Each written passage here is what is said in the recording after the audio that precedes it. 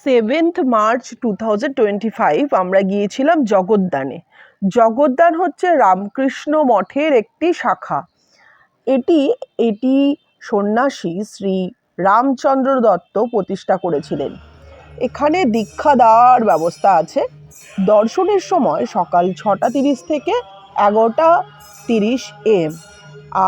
আর বিকেলে যদি আপনারা কেউ যেতে চান 4 PM to 7:30 PM।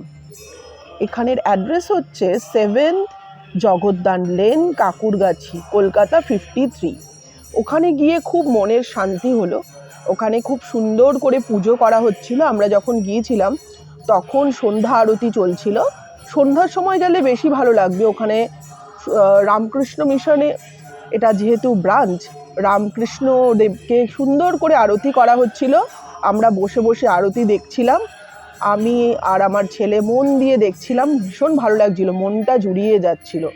আপনারা যদি কেউ আসতে চান এই বিকেলের দিকে আসাটাই বেশি ভালো হবে। সকালেও আসতে পারেন যদিও, কিন্তু ওই বিকেলের দিকে খুব সুন্দর আরতি করা হয়, ওটাই দেখার মতন। আমাদের তো গিয়ে খুব মন জুড়িয়ে গেল। আর আপনারা যদি আসতে চান অবশ্যই আসতে পারেন।